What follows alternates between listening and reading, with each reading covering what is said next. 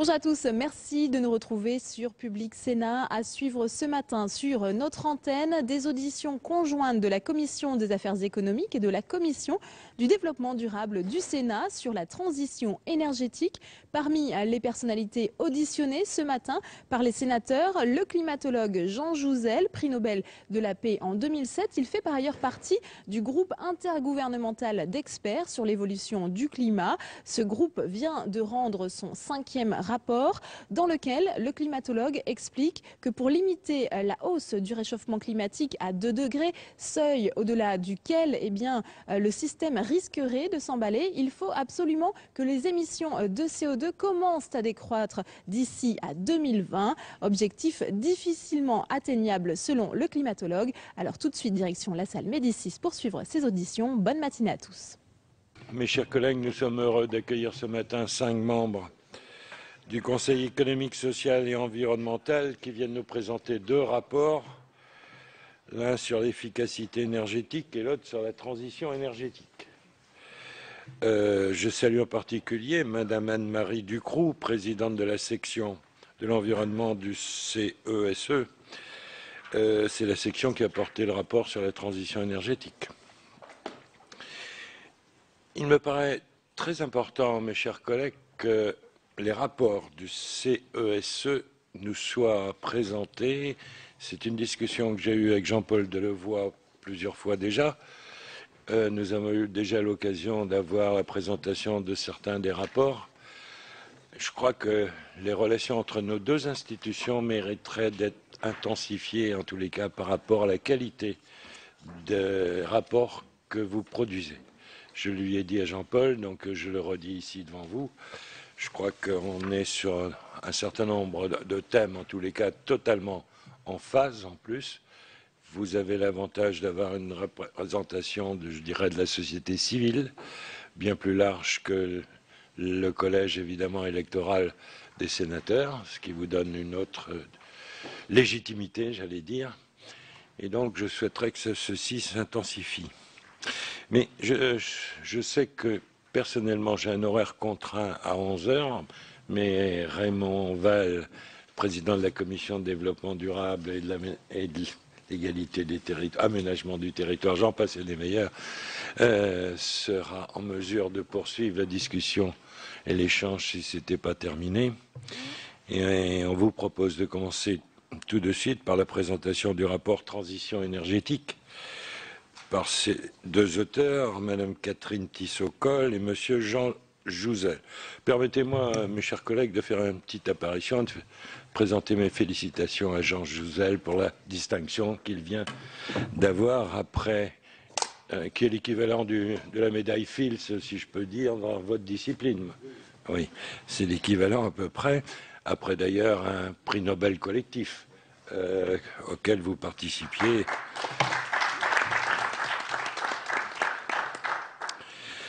Et donc, bien sûr, on vous propose d'intervenir sur 15 minutes, et pas chacun. Non, on a bien compris. Non, mais je précise les choses, c'est scientifique, donc je préfère le dire d'entrée. On va essayer d'aller assez vite. Et Raymond, je te Oui, laisse non, la parole. juste un mot pour également m'associer à tout ce que vient de dire mon collègue Daniel Raoul. Et puis aussi pour vous dire que Jean Jouzel, malgré tous ses titres, et pour lequel je tiens moi aussi à lui rendre hommage, trouve le temps au mois d'août de venir dans un petit village qui s'appelle Florence dans le Gers pour y animer un festival. Je vous le recommande, première semaine d'août. Voilà. Si le prix Nobel vient me parler du climat, c'est que vraiment, c'est pour vous donner un petit peu la dimension de cet homme que je salue. Bien sûr, je salue aussi Catherine Tissot-Coll et je salue les autres scientifiques qui vont nous présenter ce rapport. Et bien sûr, nous aussi, nous souhaitons intensifier ces relations avec le CSE, puisque il y a le mot environnement qui vient de nous donner la légitimité en ce qui concerne notre jeune commission. En tout cas, nous sommes tous ici impatients de vous écouter, et comme le temps nous est compté, je crois que M. Jean Jouzel, vous avez la parole. Merci. Merci à tous les 2 de cet accueil, merci des mots sympas que vous avez dit pour moi.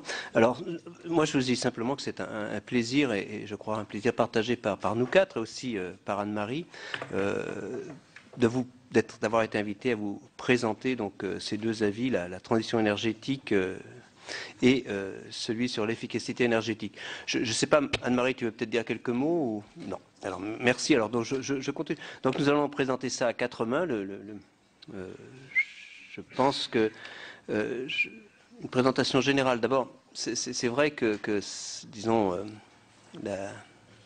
le discours sur la transition, les journées de septembre ont été, disons, une présentation très forte par le président Hollande de ces aspects transition écologique, dans laquelle, en fait, la transition énergétique tient une grande place. Mais, en fait, notre réflexion et ces deux avis avaient été, disons, initiés bien avant, 6 mois avant, disons, au tout début d'année 2012, ou même un peu avant.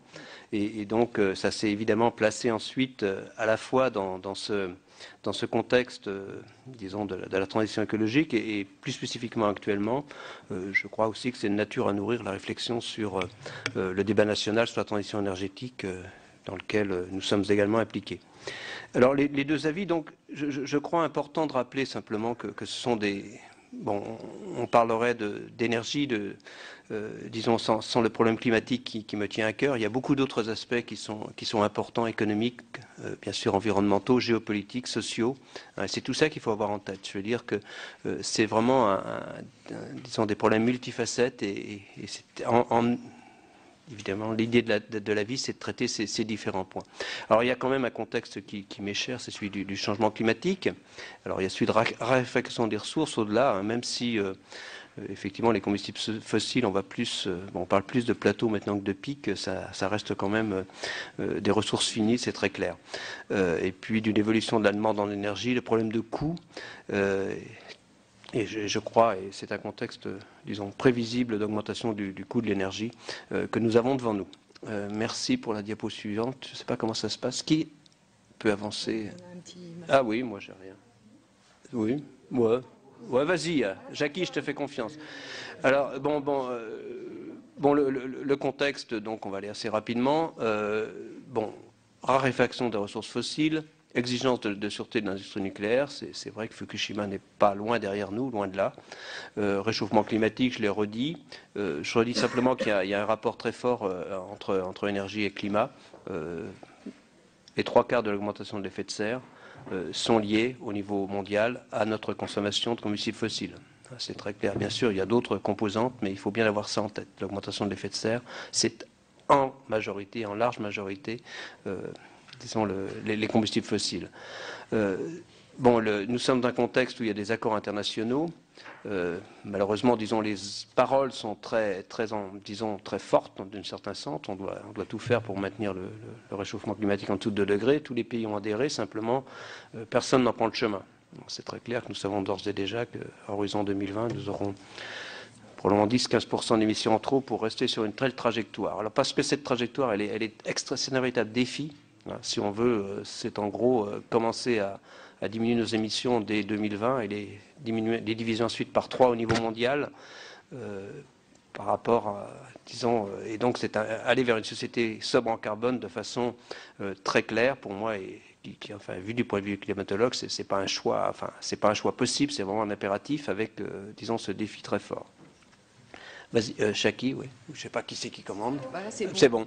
Alors, au plan national, évidemment, disons, ça se décline. Il y a une politique européenne volontariste avec les 3x20 à horizon 2020. Une directive sur l'efficacité énergétique dont nos collègues Jackie et Anne nous parleront plus. La loi sur l'énergie de 2004, votée pratiquement à l'unanimité, qui effectivement endosse l'objectif pour la France d'une division par 4, voire par 5 de ses émissions de gaz à effet de serre, ce qui se place évidemment dans un contexte international, une division disons par 2 par rapport à 90, plutôt par 3 par rapport à 2020 s'impose. Et évidemment, les pays développés doivent faire plus. Il y a, disons, le Grenelle de l'environnement a, disons, jeté les bases d'une réflexion collective qui se poursuit dans ce débat sur la transition énergétique, disons, avec à chaque fois, un lien, disons, une composante très forte, disons, un thème très fort énergie-climat. C'est vrai dans les deux cas. Mais il y a aussi d'autres aspects, évidemment, dont Catherine vous parlait, tous les aspects balance commerciale, compétitivité sur le marché international, opportunité en termes de création d'emplois. C'est vrai que je suis de ceux qui pensent que la transition énergétique peut s'accompagner, bien sûr qu'elle doit, mais elle peut surtout s'accompagner de création d'emplois et d'un nouveau mode de développement. Et bien sûr, il ne faut pas oublier les aspects précarité énergétique. Je crois que c'est pour la présentation. Toi, Catherine? Alors, nous avons travaillé sur cet avis dans la perspective assez rapidement du débat qui a été prévu par le gouvernement et donc d'une loi ou deux lois au pluriel de textes qui le feront ensuite. Ce que je veux dire, c'est qu'on n'a pas du tout fait un travail d'expert, mais vraiment un travail de recommandation pour vous, c'est-à-dire pour le gouvernement, pour les parlementaires, en osant en fait tracer une route, en vous exprimant ce que le CESE souhaite ou ne souhaite pas dans la manière d'aborder ce sujet qui est extrêmement vaste. Alors, deuxième chose que je voulais vous dire en préalable, on a essayé de phaser les recommandations, c'est-à-dire que vous verrez dans le texte qu'il y a des recommandations qu'on fait pour tout de suite, le débat, et puis on a essayé de phaser certaines choses. Bon, dans cette présentation assez courte, on va peut-être se focaliser beaucoup sur ce qui est le plus court terme, mais vous verrez qu'on s'est aussi projeté jusqu'en 2050 parfois. Troisième point, donc on a structuré le rapport en 4 parties qui sont d'égale importance à nos yeux. Et ça commence par l'idée qui a été partagée par l'ensemble de la section environnement et donc très très largement votée par le Conseil économique et social, que la transition énergétique doit être au service de la performance économique et sociale. La transition énergétique, elle est dans la vie économique et sociale de la France et particulièrement dans les périodes que nous connaissons et qu'il n'est pas nécessaire de rappeler. Donc ce qu'on souhaite, c'est une économie décarbonée mais aussi compétitive et écologique, en prenant aussi en compte tous les paramètres environnementaux nécessaires. Donc, dès le débat, nous souhaitons qu'une clarification soit faite, en particulier sur la notion de sobriété énergétique. L'efficacité énergétique, mes collègues vont vous en parler, c'est assez simple. La sobriété énergétique, c'est plus un enjeu de fond. Jusqu'où veut-on aller? Y a-t-il des niveaux de contraintes? Quand? À quel moment? Comment? Qu'est-ce qu'on veut? Ça, c'est un vrai sujet de débat politique au sens noble du terme. Deuxième point, il faut intégrer l'ensemble des facteurs. Le débat sur la transition énergétique, c'est pas seulement l'électricité et c'est encore moins seulement le nucléaire ou pas le nucléaire. Donc on insiste sur le fait, mais quand on voit comment le débat s'engage, je pense que c'est compris, mais c'était essentiel pour nous de l'exprimer, que c'est aussi les problèmes de chaleur et les problèmes de transport. Les problèmes de transport, je le dis tout de suite, sont extrêmement importants, tout ce qui est mobilité, et on vous dit humblement qu'on n'a pas eu le temps de le traiter complètement. D'ailleurs, le CESE va sans doute s'autosaisir, on est en train de réfléchir pour retravailler sur ces questions de mobilité durable, qui pourraient relever aussi peut-être d'une autre section de notre Assemblée. Et puis, dernière recommandation très importante dès le moment de ce débat, ça concerne les scénarios. Nous avons eu l'occasion pendant le travail qu'on a fait de lire, d'étudier des scénarios, de recevoir des tas d'experts extrêmement compétents avec des visions assez radicalement différentes parfois, qui privilégient tel ou tel mix énergétique ou telle évolution de la demande. Ce qu'on a constaté, c'est que ces scénarios qui sont souvent très intéressants, pêchent en général sur un point, ils ne développent pas suffisamment tout ce qui concerne l'emploi. C'est-à-dire qu'il y a des scénarios, mais ils ne vont pas assez loin pour dire de manière très concrète, objective et aussi peu polémique et partisane que possible, qu'est-ce que ça voudrait dire. Entre ceux qui seraient partisans de on ne change pas grand-chose parce que c'est déjà assez difficile comme ça économiquement, et ceux qui imaginent des changements assez radicaux, qui ont parfois tendance à parer de toutes les vertus. Donc nous, ce qu'on demande, c'est que entre les deux, et on pense que c'est vraiment le travail du débat et que vous, parlementaires, vous devez interpeller l'exécutif sur ce point. Vous avez besoin d'éléments pour décider. Il faut travailler sur ces scénarios. Le suivant. Et puis, dernier point, pardon, c'est très important sur les scénarios, réaliser des études d'impact environnemental et socio-économique de l'ensemble des scénarios avant de prendre des décisions. Le timing est redoutable. D'ici 2020, on a souhaité aussi, je vais juste lire très rapidement et on répondra à des questions, préserver un service de l'électricité à coût de production réduit. Il y a bien eu 2 aspects qui ont été débattus, c'est l'accès à l'électricité si les entreprises sont dans des périodes de compétitivité internationale, si les ménages ont des difficultés. Ça, c'est la manière d'aider la consommation, les consommateurs, mais aussi on fait une recommandation sur la production à coût aussi réduit que possible. Privilégier les énergies renouvelables, Jean y reviendra, mais qui ont un vrai potentiel de développement économique. Je te laisse redire ça dans la partie mix énergétique, anticiper l'évolution des métiers, je l'ai dit un petit peu, ça rejoint ce que j'ai dit sur l'emploi, et puis structurer au niveau national et européen les filières de recyclage, puisque très souvent le recyclage permet de consommer moins d'énergie. Voilà. Merci. Donc évidemment, Catherine a parlé de la demande, mais l'offre est aussi, bien sûr, fait partie aussi de ce débat.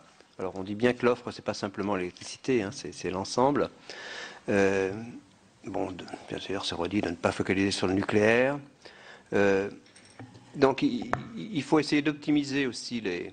Bon, on ne va pas reparler des problèmes de pointe là, mais on a un manque d'optimisation en France de l'offre par rapport à la demande et, disons, c'est un peu mis une balle dans le pied pour certains aspects concernant en particulier ces problèmes de pointe.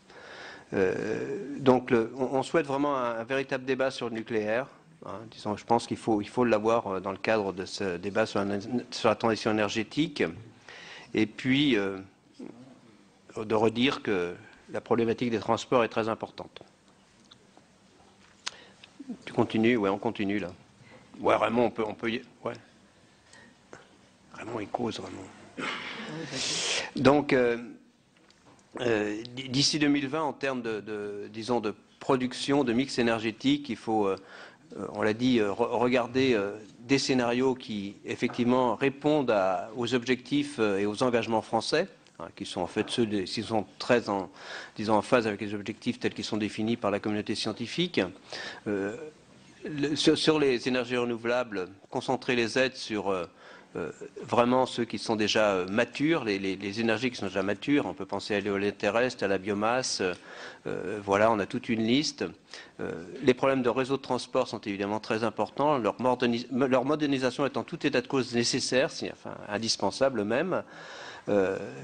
Voilà, développer le problème des moteurs électriques, moteurs hybrides. C'est aussi les moyens, dans le transport, sont des pistes pour, disons, essayer de diminuer la pollution des gaz à effet de serre du transport. Et puis, on manque d'une véritable vision en termes de production d'énergie, d'une véritable vision au-delà d'un mandat. Hein, il faudra vraiment une vraie vision, une véritable vision, disons, pluriannuelle.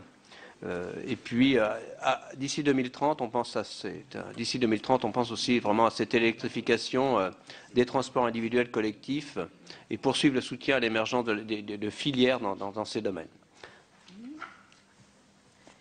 Alors, le troisième chapitre de notre travail, c'est la mobilisation des acteurs et les moyens. Nous n'avons fait qu'aborder les questions de fiscalité et de moyens, mais avec quelques recommandations fortes à ce niveau. Et notre première recommandation concerne les acteurs. Nous souhaitons que dès le débat soient clarifiés les rôles respectifs des acteurs publics. On a eu l'occasion et d'ailleurs ça touche aussi la loi de décentralisation, on a eu l'occasion de rencontrer des élus de terrain, de territoire qui avaient qui géraient des initiatives tout à fait intéressantes. Pour autant, on pense qu'il y a un véritable travail à faire entre la coordination, la gestion de ces initiatives locales, aller vers plus de territorialisation sans perdre la vision générale. Et après de nombreuses réflexions, notre recommandation en tant que CESE, c'est de faire en sorte qu'il y ait deux acteurs principaux dans cette affaire. D'une part, l'État, qui doit rester le garant, le responsable de la cohérence générale, de tout ce qui touche à la fiscalité, etc. Et puis ensuite, le niveau régional, auquel nous pensons qu'il appartient de coordonner et de gérer ce qui se passe sur le territoire de la région. Alors ça ne veut pas dire bien sûr qu'aucune initiative n'est possible au niveau des communes ou des communautés de communes, mais on pense qu'il faut faire attention. Tout le monde connaît la problématique du millefeuille administratif français et il faut faire extrêmement attention à bien clarifier, d'autant plus qu'on ira vers plus d'initiatives locales et de territorialisation. Ensuite, quand il y aura eu cette clarification, naturellement, il faut renforcer les programmes opérationnels territoriaux qui visent les différents aspects énergie et notamment la maîtrise de la demande en énergie. Donc je crois qu'on peut vous dire qu'une de nos recommandations fortes, c'est de vraiment identifier les acteurs et faire en sorte de leur donner les moyens de travailler ensemble de manière aussi efficace que possible pour l'ensemble des parties prenantes. On s'est autorisé aussi 2 recommandations plus internationales. La première, c'est de dire que le CESE soutient bien sûr l'engagement de la France vers un accord international équitable en matière de climat et d'énergie. C'est fondamental. Et ensuite, slide suivante, on recommande aussi un développement de la politique énergie européenne parce que l'Europe a travaillé sur le climat. L'Europe ne travaille pas vraiment comme elle devrait le faire s'agissant d'énergie. On peut aller beaucoup plus loin et c'est ce qu'on souhaite. Ensuite, pour les défis du financement, 2 messages principaux.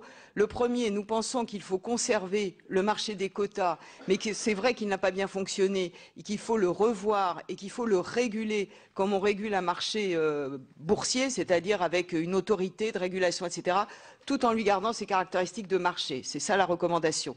Et deuxièmement, on vous demande, à vous élus, de remettre à plat l'ensemble des mécanismes fiscaux liés à l'énergie avec 3 critères. Le premier, c'est naturellement l'efficacité du dispositif fiscal. Deuxièmement, c'est son efficacité par rapport aux problèmes énergétiques et par rapport aux problèmes climatiques et environnementaux en général. Page suivante. Alors, une fois qu'il y aura eu cette clarification des acteurs et des moyens associés, étant entendu, je le redis, comme l'a dit Jean, que notre souhait, c'est qu'il y ait le moins possible de financement public, puisqu'on tente à soutenir des filières et des orientations qui puissent devenir autonomes économiquement le plus vite possible. Donc ensuite, il faut faire partager cette stratégie et cette politique à l'ensemble des acteurs. On sait tous qu'en termes de comportement individuel, les citoyens peuvent être ambivalents ou il y a des paradoxes. Donc il faut expliquer, il faut accompagner. On recommande d'associer l'éducation nationale dans le débat dès le début et dans les actions. On recommande aussi de s'appuyer sur toutes les structures de formation et d'éducation au développement durable qui existent en France, les associations, etc. Et puis, dernier point, même si on est avare de l'argent public, on pense qu'il sera bien employé si vous faites des campagnes de communication quand les décisions auront été prises, des campagnes de communication qui peuvent avoir tout un tas de formes, en associant les acteurs territoriaux pour bien montrer qu'il y a une volonté d'évolution qui implique tout le monde. Bon. Ça, tu dis ça, non? T'as fini là, oui. Voilà, à l'horizon, pour aller vite, parce qu'on n'a pas beaucoup de temps, à l'horizon 2020, bon, on reparle du marché des ETS, vous le verrez dans notre avis. Il y a une recommandation importante qui concerne la BPI et qui concerne le secteur bancaire en général, c'est qu'on souhaite que le secteur bancaire soit plus qu'incité, bon, d'abord la BPI, mais aussi les autres banques, à aider les acteurs vers cette transition énergétique et que tout ce qui peut soutenir leur activité dans ce domaine soit fait, et on en parlera aussi aux acteurs privés pour le leur dire. Donc, oui, merci. Oui, simplement, recherche et innovation, ça tombe sous le sens, sont vraiment un des moteurs de la transition énergétique. C'est clair que si on veut à la fois créer des emplois et, disons aussi, rendre cette transition énergétique véritablement, je dirais, enthousiasmante du point de vue économique et du point de vue écologique, il faut aussi, ça s'appuiera sur des innovations et bien sûr, avec cette nécessité d'associer recherche fondamentale, disons innovation, de passer vraiment du développement de nouvelles filières. Ça veut dire que, enfin, on sent que il n'y a pas disons, un véritable audit de la recherche sur l'énergie actuellement qui est faite en France devrait être conduit. On attache aussi beaucoup d'importance aux sciences humaines et sociales. La transition ne se fera pas, c'est pas simplement de l'innovation technologique, c'est clair que c'est aussi entraîner tout un dynamisme dans notre société. Et là, je crois qu'on a vraiment besoin aussi d'interagir nous-mêmes et effectivement que les sciences humaines et sociales s'investissent. Voilà, et puis tous les problèmes de financement sur lesquels je n'en reviendrai pas là. Merci. Donc voilà. Donc l'idée, c'est vraiment de regarder les financements actuels et de continuer à financer, mais en fonction vraiment des projets qui seront mis en place. Engager les acteurs français aussi au niveau européen, c'est ce qu'on redit aussi pour l'innovation à la recherche. Par exemple aussi, nous sommes assez favorables quand même à continuer à explorer et déployer toutes les pistes de valorisation de transformation du CO2. On parle de, disons par exemple, captage, stockage. Je n'insiste pas sur ça. Alors, la page suivante, peut-être, la dernière en conclusion. Anne ? Merci. On a été très rapide et vous comprenez que nous n'avons pas du tout fait un travail d'expertise, mais vraiment un travail pour essayer de regarder tous les différents aspects de ce sujet qui est un sujet énorme pour notre société. Donc on pense qu'il faut vraiment repenser nos fondamentaux pour sortir d'une crise que nous analysons comme systémique. Cette transition, elle doit être pertinente, elle doit être réfléchie, elle doit être partagée. Ça, c'est un message important. Je pense que le travail qu'on a fait avec tous les membres du CESE issus de différents horizons qui ont abouti à ces recommandations montre que ce travail de partage sur des grands enjeux est possible. Et en résumé, nous pensons qu'il faut associer volontarisme et progressivité. Vous avez compris de tout ce qu'on a dit avec Jean qu'il faut donner un prix au carbone, un prix raisonnable, pas un prix ridicule, qu'il faut permettre l'adaptation de tous les acteurs, il faut être ambitieux, mais il faut vraiment mettre des systèmes de monitoring pour voir comment ça se passe concrètement. Il faut améliorer la gouvernance, faire évoluer en profondeur la fiscalité, bâtir une véritable Europe de l'énergie, investir dans la R&D et la transition entre la R&D et l'industrialisation et développer des filières économiques pérennes. Voilà, et nous avons confiance dans le fait que notre pays doit le faire et peut le faire à son bénéfice. Non, mes chers collègues, la séance de questions est ouverte. Je vous demanderai de rester sur le thème qui vient d'être évoqué, parce que nous aurons un deuxième rapport sur la performance énergétique, ce qui est un autre angle, et donc d'approche, et de vous cantonner sur l'aspect économique, emploi, tel que l'a souligné Jean Jouzel. Et donc, j'aurais une question préalable à vous poser. C'est l'aspect européen. Comment la France peut-elle mener d'une façon unilatérale une telle politique? Oui, mais dans les préconisations, elle est beaucoup axée sur l'aspect national. Quelles sont les ambitions? L'ambition, pour le moment, quand on parle de politique européenne de l'énergie, il y a quelque chose, mais simplement, disons, plutôt dans la distribution, disons largement de l'électricité. Il n'y a pas vraiment de politique européenne sur le gaz ou sur le fossile. Disons, on peut dire qu'il y a une politique européenne, mais en tout cas, au niveau des investissements, une véritable politique européenne doit se faire déjà au niveau des investissements et des investissements futurs. C'est vraiment avoir une vision, participer à une vision d'un développement d'une Europe de l'énergie à horizon 2050 qui réponde à ces objectifs qui sont quand même partagés, division par 4, qui sont partagés par l'ensemble de l'Europe.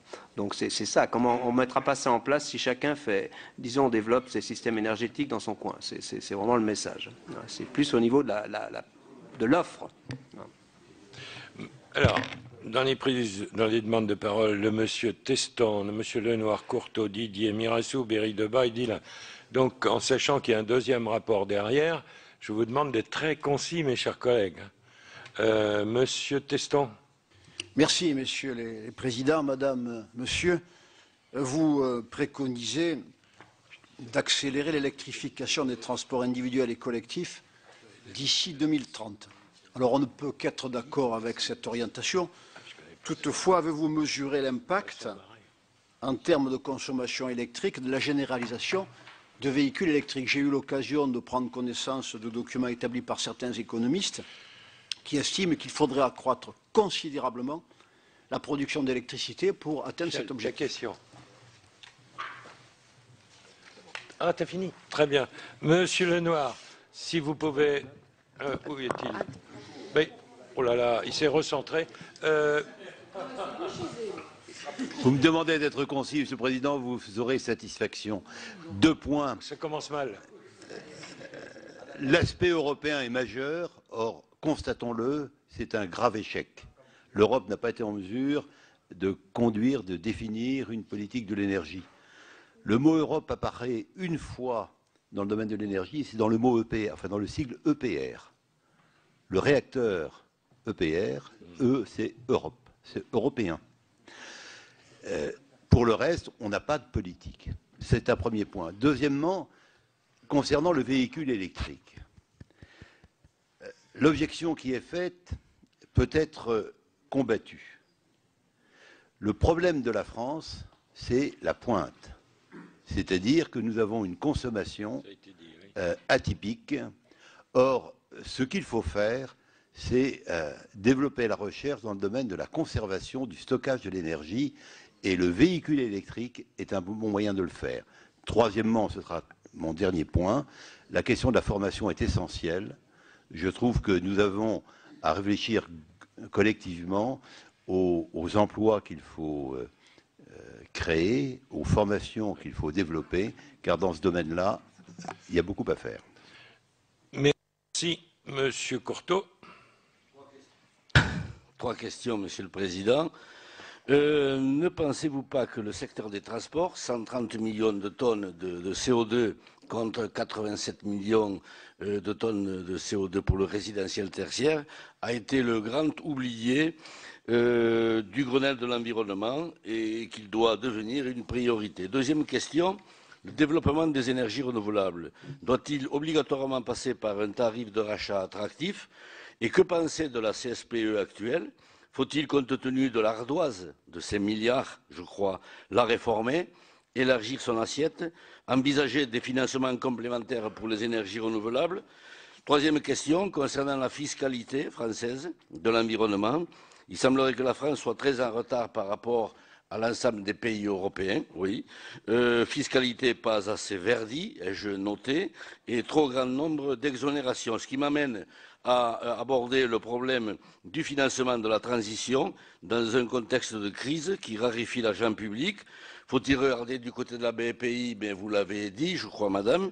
Faut-il donner la priorité aux PME, aux TPE qui sont dédiés à la transition énergétique, ou faut-il envisager des participations citoyennes dans les projets locaux de transition énergétique? Et dernière question, Monsieur le Président, dernière question, mais je ne la trouve point. Je rejoins, pour terminer, ce qui a été dit. Peut-il y avoir une politique européenne climatique et pas de politique européenne de l'énergie où chaque État membre prend les décisions unilatéralement? C'est bien reformuler ma question. Madame Evelyne Didier. Merci. Merci, Monsieur le Président. Première question. Ne pensez-vous pas que nous avons tendance, lorsque nous préconisons des politiques, de peser d'abord sur le citoyen, en pensant qu'il est, en tant que consommateur, celui qui peut réorienter les choses? Est-ce qu'on ne donne pas trop de poids à cette optique-là? Deuxième chose, vous avez indiqué qu'il fallait réformer le marché carbone. Pensez-vous qu'il existe d'autres outils, et lesquels? Sachant que jusqu'ici, il a montré assez peu d'efficacité. Hein. Troisième chose, j'ai noté que vous aviez effectivement parlé du transport individuel à côté du transport collectif. On a un peu tendance là également à penser que le transport individuel doit être réduit drastiquement. Si c'est possible dans les agglomérations, ça l'est beaucoup moins dans les zones rurales. Et donc, voilà, important ce que vous y apportez. Et dernière question, pensez-vous que la recherche à tout prix de nouvelles ressources carbonées n'est pas contraire au développement de la transition énergétique? Bon. Madame Masson-Marin. Oui, je vais être très brève. Je voudrais simplement revenir sur la dernière diapositive que vous avez passée. Vous avez dit que la transition énergétique ne sera pas uniquement technologique. Et vous avez parlé de préconisation d'un investissement vous avez préconisé un investissement des sciences humaines et vous avez parlé de campagne de communication. Je peux vous dire que je suis absolument, totalement d'accord avec vous. On néglige trop souvent qu'aucune transition ne pourra se faire sans des changements de comportement et d'attitude et donc sans, évidemment, campagne de prévention et tout ce qui va avec, je pourrais même parler de marketing social au niveau de la transition énergétique. Donc, si vous avez des éléments à me communiquer à ce niveau-là, je suis tout à fait preneuse et je prenais la parole simplement pour dire que je vous suis totalement sur ce point. Merci. Monsieur Mirassou. Oui, pour rejoindre ce qui a été évoqué à l'échelon européen, on a compris que la problématique s'inscrivait dans un échelon planétaire. Et donc, on peut supposer que ce qui va marcher ici, tout ce qui a été évoqué aboutit, pourra ensuite s'intégrer dans une politique européenne qui, parce qu'elle aura la potentialité, pourra induire quelque chose, un déclic en quelque sorte à l'échelon mondial. Pour autant, on a bien compris qu'y compris à l'échelon européen, il y avait des formidables distorsions en termes d'habitudes de consommation, d'histoire, que sais-je, ce qui me laisse à penser qu'on pourrait, là comme ailleurs, envisager de faire un saut qualitatif en ayant sous la main, en quelque sorte, les États qui seraient le plus avancés dans ce domaine-là, sans pour autant attendre que ceux qui sont largement en deçà se mettent à niveau. Donc, est-ce que vous partagez mon point de vue par rapport à ça? Et puis, je rejoins complètement ce qui a été dit. Je n'arrive pas, moi, en ce qui me concerne, à me satisfaire du fait qu'il va y avoir une consommation en termes d'énergie exponentielle ad vitam aeternam. Voilà, ça me taraude. Merci, Monsieur Dillin.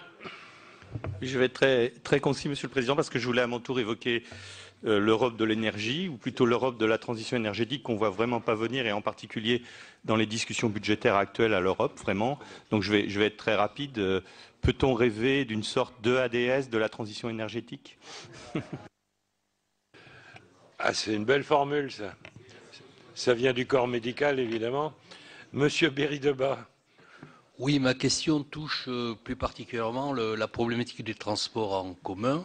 Et vous faites allusion ou vous préconisez d'utiliser des énergies renouvelables telles que les biocarburants de deuxième et troisième génération. Alors pour la voiture, vous êtes plutôt pour le tout électrique.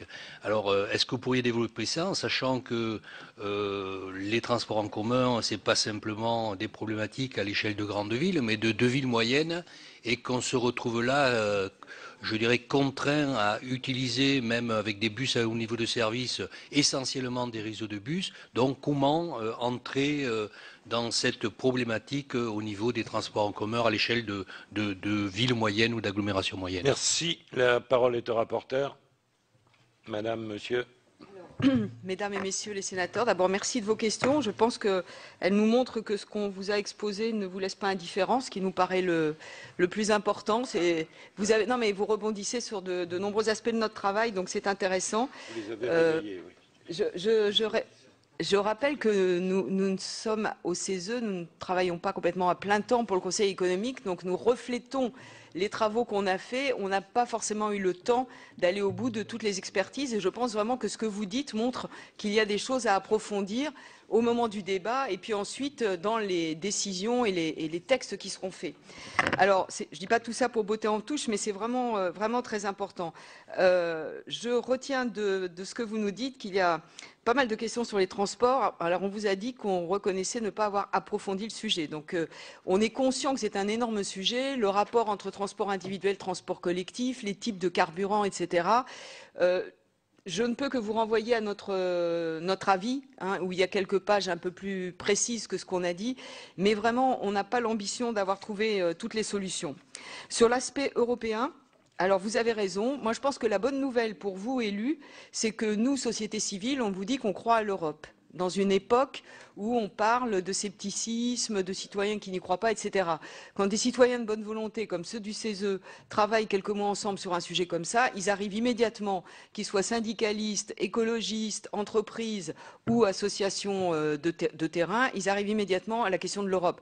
Donc je pense que c'est un soutien pour vous. Je me permettrai de dire aujourd'hui aussi que le fait que le ministre des Affaires européennes devienne ministre du budget, bon, peut-être c'est une opportunité aussi d'avoir un lien particulier avec une personnalité qui va connaître ces deux aspects. Donc là, voilà, c'est tout ce qu'on peut dire. On est conscient de tous les problèmes européens. Autre point aussi, la France toute seule dans le monde, bah oui, ça c'est aussi le risque. C'est pour ça, je pense, qu'on a autant insisté sur le premier volet, la performance économique et sociale, la compétitivité, l'emploi, la qualité des emplois et la nécessité de faire quelque chose avec des points d'étape et des évaluations permanentes. Ne pas se précipiter dans des scénarios qui pourraient être séduisants mais qui seraient mal évalués. On croit qu'il faut le faire, mais il faut le faire de manière graduée. Quant à la fiscalité, bah oui, nous on pense, en particulier dans la section environnement, qu'il faut plus de fiscalité écologique. Moi, en tant que représentante du monde des entreprises, je dis pas plus de pression fiscale, ça c'est sûr, mais on peut la rééquilibrer. On peut la rééquilibrer et mettre plus en cohérence notre fiscalité et nos engagements écologiques. Voilà l'essentiel de ce que je voulais vous dire rapidement. Et le ADS de la transition énergétique, monsieur, pourquoi pas? Vous voyez qu'on appelle à la création d'entreprises et de business, donc faut-il imaginer quelque chose? Pourquoi pas? Voilà, je laisse Jean commenter. Oui, alors j'ai pas beaucoup de commentaires additionnels. Alors donc moi je suis, enfin, il y a 2 ou 3 points sur les transports. Je pense qu'on n'a pas assez travaillé, c'est ce qu'on a dit. Je pense que ça a bien reflété. Sur l'Europe, moi je suis aussi de ceux qui pensent quand même, il y a tellement d'initiatives différentes entre l'Allemagne et la France que de se mettre ensemble, ça serait quand même très porteur. Hein. Donc il faut quand même pas. Je veux dire, il y a vraiment un potentiel. Je ne pense pas qu'on y arrivera, et c'est vrai, sans une politique coordonnée climatique, énergétique au niveau européen. C'est très clair. Et je pense que s'il n'y a pas si l'Europe n'arrive pas à tenir ses objectifs, elle ne sera pas non plus. Il y a quand même une puissance, disons, un certain pouvoir d'entraînement de l'Europe par rapport au monde. Hein, il ne faut pas rêver. Et donc, c'est au niveau européen que ça peut se jouer. Donc, sur la fiscalité, c'est clair. Je lis beaucoup, je ne suis pas du tout. C'est clair que si on ne donne pas un prix significatif au carbone, c'est la seule façon de sortir, de faire la transition énergétique. Ah, on est dans un monde où il y a une économie, mais si on ne donne pas un prix au carbone, c'est vrai au niveau international, on peut se poser la question au niveau français, au niveau européen, mais on doit donner un prix au carbone si on veut, disons, réussir cette transition énergétique. Alors sur le gaz de schiste, on a plutôt discuté un peu en creux, mais c'est clair que, disons, nous sommes... il y a eu beaucoup de discussions, vous connaissez les problèmes des gaz de schiste, je rappelle simplement que c'est avant tout quand même un gaz à effet de serre et que ce n'est pas dans ce domaine du gaz naturel, je veux dire que s'il y a des fuites par exemple, c'est beaucoup de discussions là-dessus, disons le gain de passer du charbon, du pétrole au gaz ne vaut probablement pas pour le gaz de schiste, ça c'est un premier point, il y a des problèmes environnementaux, ceci étant nous sommes tout à fait favorables à un débat sur ces problèmes de gaz de schiste, et y compris d'ailleurs dans le débat national sur la transition énergétique. Donc je suis moi-même membre du comité de pilotage, donc je pense que là-dessus aussi, il ne faut pas avoir tabou, il faut avoir un débat, mais avec tous ces éléments bien en tête. Voilà sur nos réponses. Merci. Merci. Indépendamment des gaz de schiste, c'est le problème de la technique qui est le plus important, parce qu'entre importer et du gaz venant de l'extérieur et le produire localement, le problème est le même au niveau carbone. Bien, on passe au deuxième sujet, mais si j'ai bien compris, c'est vous, monsieur, qui commencez. Appuyer, voilà. Bien, écoutez, je vous remercie effectivement qu'on ait la possibilité de nous exprimer. Je voudrais d'abord dire en introduction que chaque génération double la consommation d'énergie, et donc c'est un élément par rapport à une question qui a été posée qui m'apparaît important. Alors, voilà. Alors nous avons traité la question de l'efficacité énergétique. Et l'efficacité énergétique, c'est quoi? C'est consommer moins d'énergie pour le même service rendu. Alors le contexte, vous le connaissez, le paquet climat-énergie 3x20, le Grenelle... Alors, le paquet climat-énergie 3x20, je rappelle que l'efficacité énergétique, c'est le seul domaine qui n'est pas contraignant. Hein. Le Grenelle de l'environnement, la directive européenne sur l'efficacité énergétique qu'il faudra transposer dans un délai rapide, a dit le président de la République, et le débat sur l'énergie, sur la transition énergétique qui vient d'être indiqué à l'instant. Alors ce qui nous apparaît important, c'est si l'objectif communautaire de 20% d'économie d'énergie, qui est l'objectif prévu par les directives d'efficacité énergétique par rapport à 1990, et si les objectifs du Grenelle de l'environnement sont atteints, alors l'efficacité énergétique sera la première source d'énergie domestique à l'horizon 2020. C'est dire qu'il y a un enjeu, qui est un enjeu tout à fait considérable et qui est souvent méconnu. Donc je dis bien première source d'énergie domestique. Alors ensuite, je voudrais dire rapidement que les objectifs sont évidemment très ambitieux et qu'à l'heure actuelle, il faut être clair, ils sont très difficiles à atteindre. Voilà. Alors, on a traité, nous, la question du résidentiel et de l'industrie. Nous n'avons pas traité la question du transport, parce que la question du transport est une question qui a sa propre logique, sa propre dynamique. Notre section, en plus, n'était pas compétente pour les transports.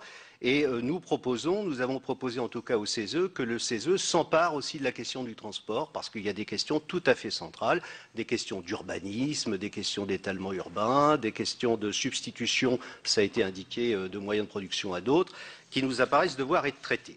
Donc nous avons traité le bâtiment résidentiel et tertiaire et l'industrie. Aussi l'agriculture un peu. Le bâtiment résidentiel et tertiaire, c'est 44% de la consommation, l'industrie 21%. Voilà. Alors, donc, j'en arrive effectivement au bâtiment résidentiel et tertiaire. Je donne quelques chiffres qui nous apparaissent tout à fait éclairants. 44% de la consommation d'énergie, c'est le bâtiment. 33 millions de logements, dont 4 très énergivores. 55% du parc construit avant toute réglementation thermique. 55% avant 1974 en réalité. 75% du parc 2050 déjà construit. Donc ça montre l'inertie en réalité de cet aspect. 88%, alors ça c'est une indication, le Grenelle de l'environnement avait fixé un certain nombre d'objectifs à atteindre. 88% des objectifs du Grenelle portaient sur le bâtiment, 12% portaient sur le transport. Il n'y avait aucun objectif qui portait sur l'industrie. On a voulu rappeler cet élément-là. Ensuite, on insiste beaucoup sur un point, c'est le président de la République, le Premier ministre, un certain nombre de ministres ont annoncé 500 000 rénovations par an à compter de 2013, c'est-à-dire à compter de cette année. Il y avait 400 000 dans le Grenelle de l'environnement. Nous avons cité les chiffres. Il y en a eu 160 000 en 2011. Voilà. Et donc, nous voyons à travers ça qu'il y a un gap assez considérable qu'il nous faudra évidemment combler si on veut arriver à ces chiffres qui sont tout à fait ambitieux.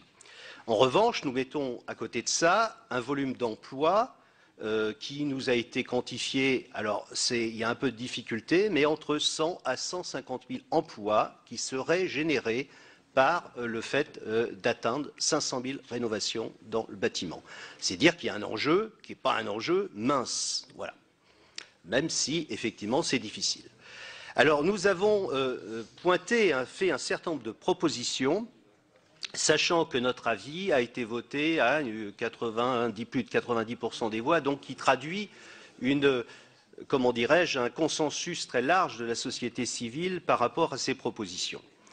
La première proposition que nous avons mise en avant, et c'est dans le débat public d'aujourd'hui, c'est de confirmer l'efficacité énergétique comme une priorité nationale. Ce que nous avons dit, c'est dès lors que le président de la République est venu en particulier au CESE nous indiquer que 500 000 logements, c'était une ambition, que la politique de rénovation était une ambition, était une des grandes ambitions de son quinquennat, nous avons considéré que le fait de passer de 7,5 à 10% après la TVA sur la rénovation, après qu'elle ait déjà été augmentée peu de temps auparavant, était un contre-signal.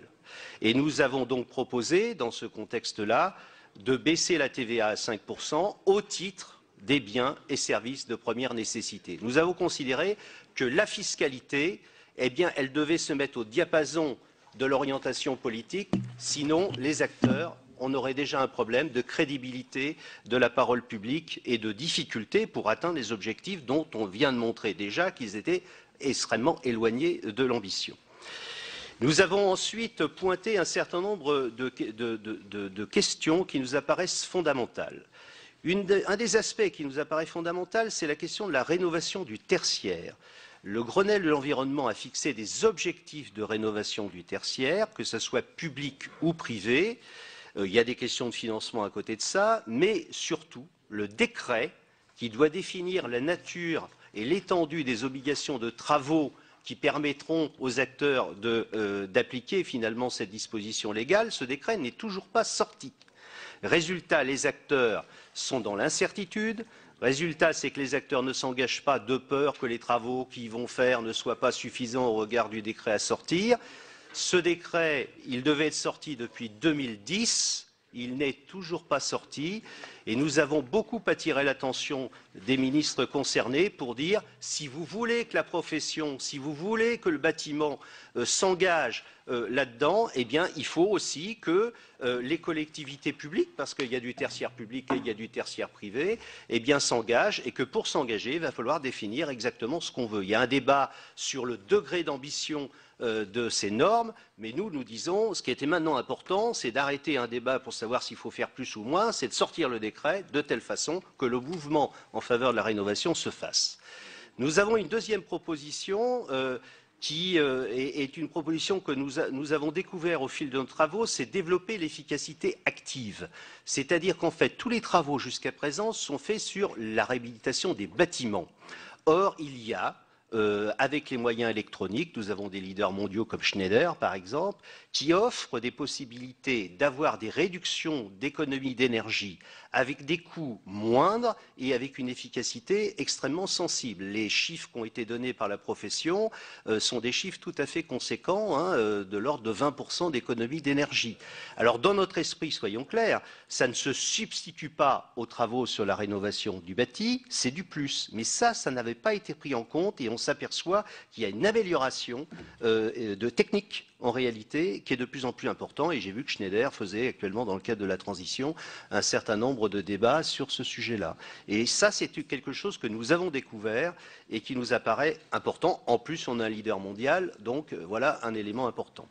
Ensuite, nous pensons, parmi les propositions que nous avons fait, nous pensons qu'il faudra tendre vers une garantie de performance de travaux. Nous pensons que si on met beaucoup d'argent dans la rénovation, si les particuliers, les collectivités publiques, les tertiaires privés mettent de l'argent, il faudra bien qu'à un moment ou à un autre, on ait des outils permettant de garantir que les travaux qui ont été faits, eh bien, il y a les bénéfices attendus à côté. Alors, il y a des débats, notamment dans le cadre du plan bâtiment durable, ex-plan bâtiment Grenelle, sur la nature des garanties juridiques à apporter. Ce que nous disons, c'est qu'à un moment, il faudra bien que les gens aient les économies attendues si on veut que les investissements soient faits et si on veut, en particulier avec les particuliers qui ont déjà des problèmes de financement qu'on connaît, comme l'État au demeurant, mais que les particuliers s'engagent. Voilà. Et donc ça, c'est quelque chose que nous avons aussi pointé comme étant un élément, une sorte de condition de la réussite si on veut que le mouvement se lance. Alors ensuite, on a un certain nombre d'autres éléments, ce sont les derniers en termes de propositions. Nous avons l'accélération et l'innovation dans la formation des professionnels. Nous avons tous pointé que la question de la formation des professionnels était une question centrale. Nous avons beaucoup travaillé avec les artisans, notamment de la CAPEB, pour faire évoluer, pour challenger, pour échanger avec eux sur voilà. Et nous pensons que de toute façon rien ne pourra se faire si c'est pas fait avec les professionnels du secteur. Soit dit en passant, dans le bâtiment, 98% des entreprises ont moins de 10 salariés. 98%. Donc, par conséquent, rien ne pourra se faire si on ne travaille pas avec eux. Nous avons beaucoup échangé. Nous avons fait, je crois, un peu évoluer leur point de vue à un moment. Mais nous avons cette conviction. Nous avons aussi la conviction qu'il faudra travailler mieux entre le neuf et l'ancien. Je vous ai expliqué que c'était l'ancien qui était le problème. Le neuf, globalement, je veux dire, il y a des réglementations, elles sont ce qu'elles sont. Mais l'ancien, c'est là qu'il y a un certain nombre de gains et il y a sans doute des échanges plus forts à faire. Et puis il y a des formations à conforter, par exemple la formation FEBAT, formation qui aujourd'hui est financée par les certificats d'économie-énergie, enfin. Deuxième élément, nous souhaitons réaffirmer l'éco-conditionnalité des aides publiques. C'est-à-dire que, en réalité, ce que nous souhaitons, c'est que ça avait été promis par le gouvernement précédent comme étant une option au 1er janvier 2014, c'est que l'éco-PTZ puisse être accordé que par des travaux, par des entreprises qui seraient labellisées. Ce que nous souhaitons, c'est qu'on pousse vers l'amélioration de la qualité. Il y a un certain nombre de labels qui ont été donnés. Ces labels sont conditionnés à un certain nombre de formations. Nous nous disons, si nous voulons que les artisans se forment et des incitations à se former, il faut qu'il y ait quelque chose en contrepartie. Sinon, ils ne le feront pas, ils ne seront pas incités à le faire. Au demeurant, même sur FIBAT, il y avait 100 000 formations programmées, il y en a eu 50 000 de fait, précisément parce que tout le monde se regarde les uns les autres en attendant de savoir qui est-ce qui va commencer et en essayant de voir s'il y a des avantages ou non à se former. Ensuite, nous avons la question de l'implication et de l'information des citoyens.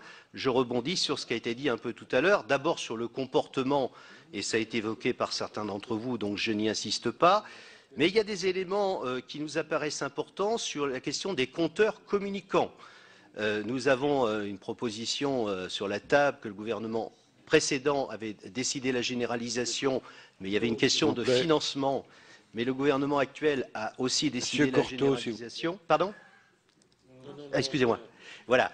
Sur Linky, c'est une proposition de RDF, il y avait une généralisation décidée par le gouvernement précédent, mais il y a un problème de financement. Il y a encore une généralisation décidée par le gouvernement actuel, mais il n'y a toujours pas de financement.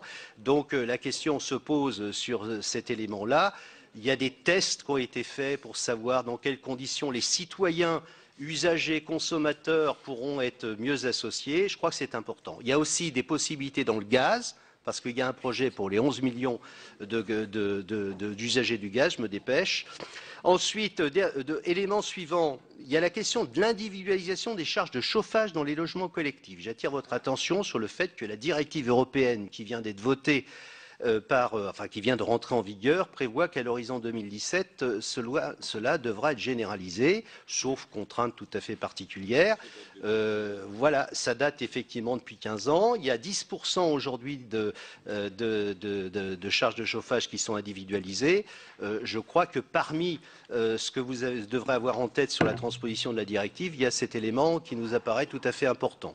Et puis, il y a le diagnostic de performance énergétique. Vous avez vu qu'à travers la PPL Brottes, il y a eu beaucoup de critiques des députés et des sénateurs sur ces diagnostics. Nous pensons que le diagnostic tel qu'il est fait aujourd'hui n'est pas très parlant pour les gens et nous souhaiterions qu'il y ait un diagnostic qui se traduise par un coût par mètre carré et par kilowattheure qui permettrait aux gens de mesurer effectivement ce que ça consomme, alors qu'aujourd'hui, le fait d'être exprimé en énergie primaire n'est pas significatif de ce que ça consomme. Donc voilà sur le truc. Alors, dernier élément, c'est l'actualité, c'est la tarification progressive.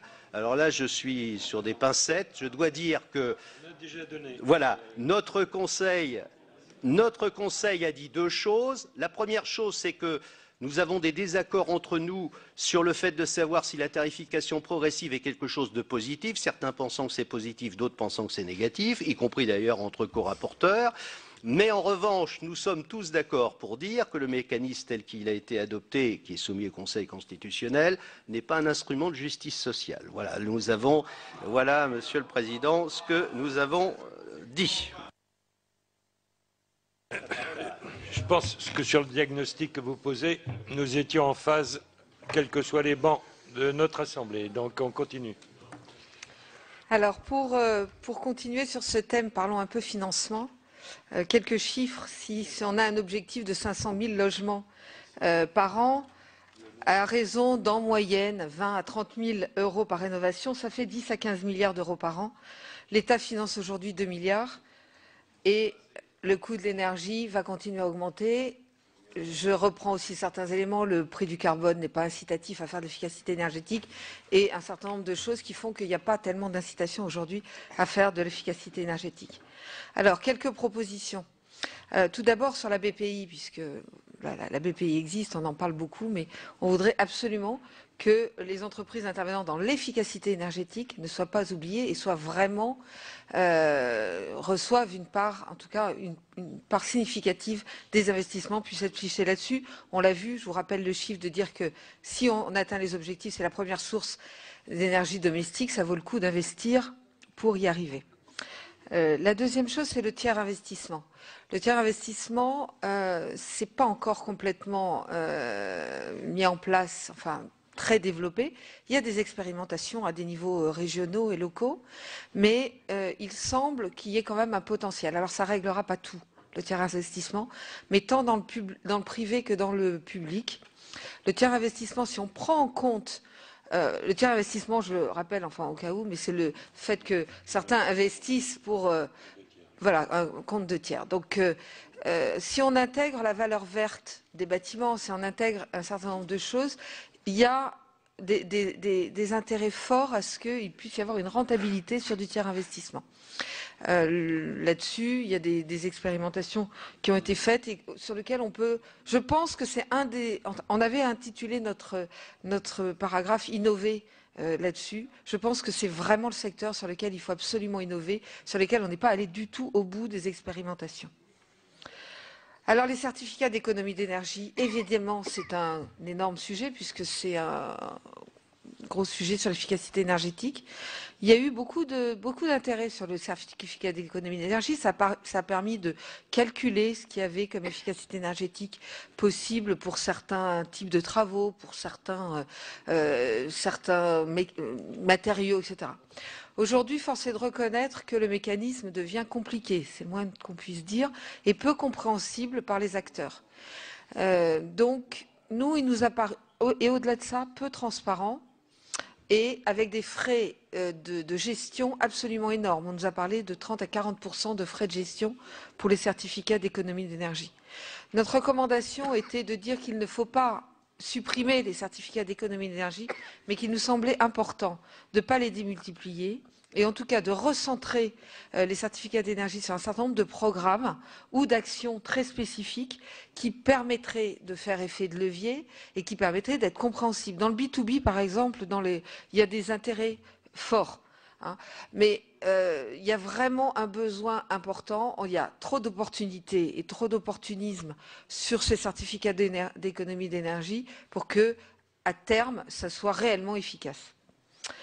Ensuite, on avait proposé une étude de lancer une étude sur la Caisse des dépôts, sur un programme de soutien à l'efficacité énergétique. Bon, depuis, la lettre de mission a été signée pour la Caisse des dépôts, là, très récemment, donc en tout cas, ça a peut-être contribué, en tout cas, ça s'est fait. Pourquoi ? On est un des rares, enfin en tout cas en Europe, on n'a pas de fonds qui nous permet de financer l'efficacité énergétique et d'aller chercher des fonds au niveau européen. L'Allemagne a depuis longtemps une banque qui est consacrée à l'efficacité énergétique, appelle la KfW, et la Grande-Bretagne a lancé en janvier le Green Deal avec aussi une banque spécifique pour l'efficacité énergétique.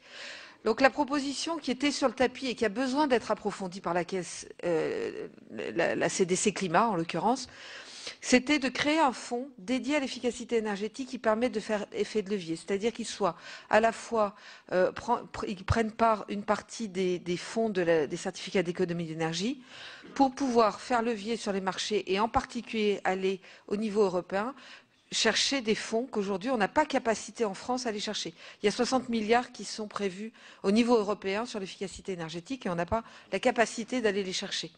Donc c'est quand même important et donc ça nous paraît être donc bon il va y avoir quelque chose qui sort puisque la Caisse des dépôts a été mandatée. Quelques mots sur la précarité énergétique. Ça nous paraissait important de vous rappeler quelques éléments. 3,8 millions de ménages sont concernés par la précarité énergétique, ça veut dire qu'ils payent, ils ont plus de 10% de leurs revenus qu'ils dépensent en dépenses énergétiques. Et quelque chose de très important, même si je suis désolée, on prend du temps, mais le profil de ces personnes, il y a eu beaucoup d'idées reçues là-dessus. 50% sont des personnes âgées, propriétaires, vivant en maison individuelle dans des zones rurales ou périurbaines.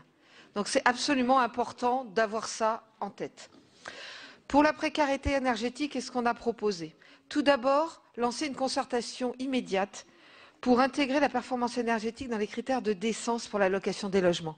La France peut-elle continuer à louer des passoires énergétiques, vraiment des passoires énergétiques, à des gens à terme? Alors, je sais que ça ne peut pas être fait en 2 minutes, on ne veut pas retirer des logements du marché. Maintenant, il est impossible qu'à terme, dans les 10, 15, 20 ans, je ne sais pas, on puisse continuer à louer des passoires énergétiques telles qu'on le fait aujourd'hui.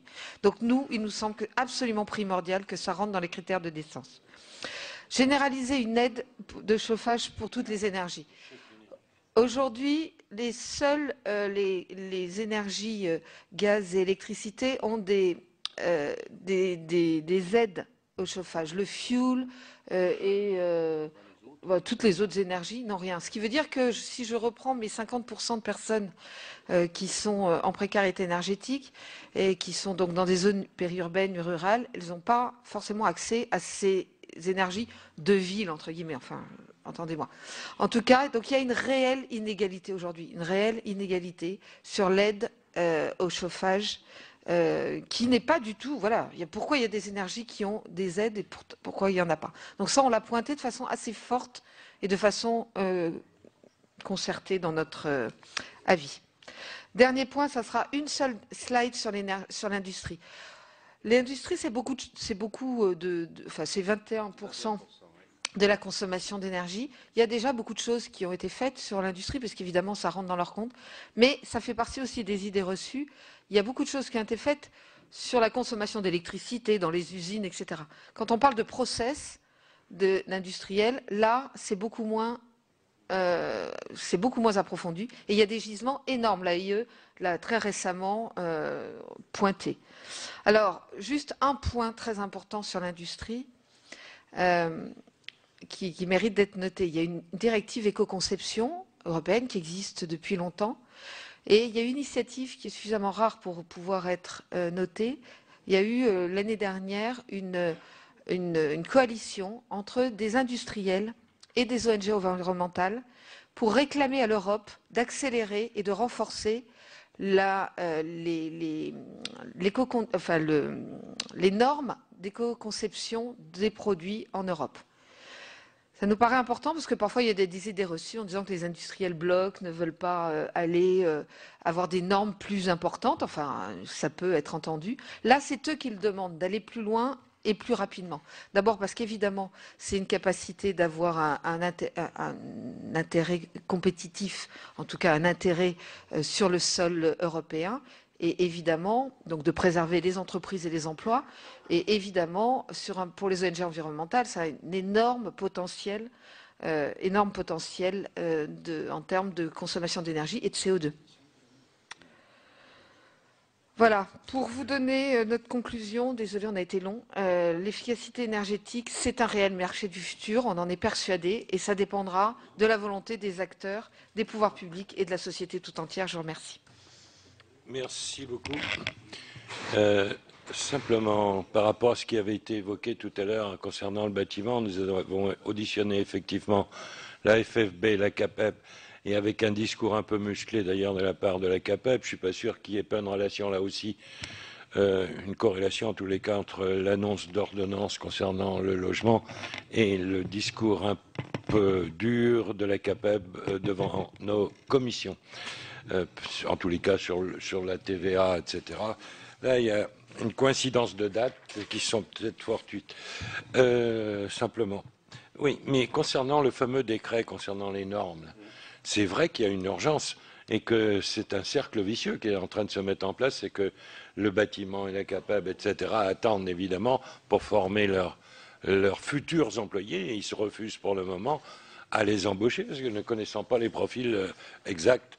Enfin, c'est un alibi aussi. Enfin, ceci étant dit, sur la performance énergétique, il y a des choses simples à faire qu'on pourrait faire sans attendre ce fameux décret. Mais bon, s'il sortait, ce serait quand même mieux. On est en 2013, un décret qui était prévu en 2010. Il y a un petit retard à l'allumage. Madame Nicou, vous avez la parole. Oui, merci Président. Donc, ce sera à la fois une remarque et puis une question. Alors, vous avez insisté sur la nécessité de la formation et je partage tout à fait cet avis. Je pense que nous sommes un certain nombre dans cette Assemblée à la partager, notamment celle des diagnostiqueurs, puisque nous avons assisté ces derniers temps à des choses un peu aberrantes avec des préconisations qui n'étaient pas à la hauteur des attentes.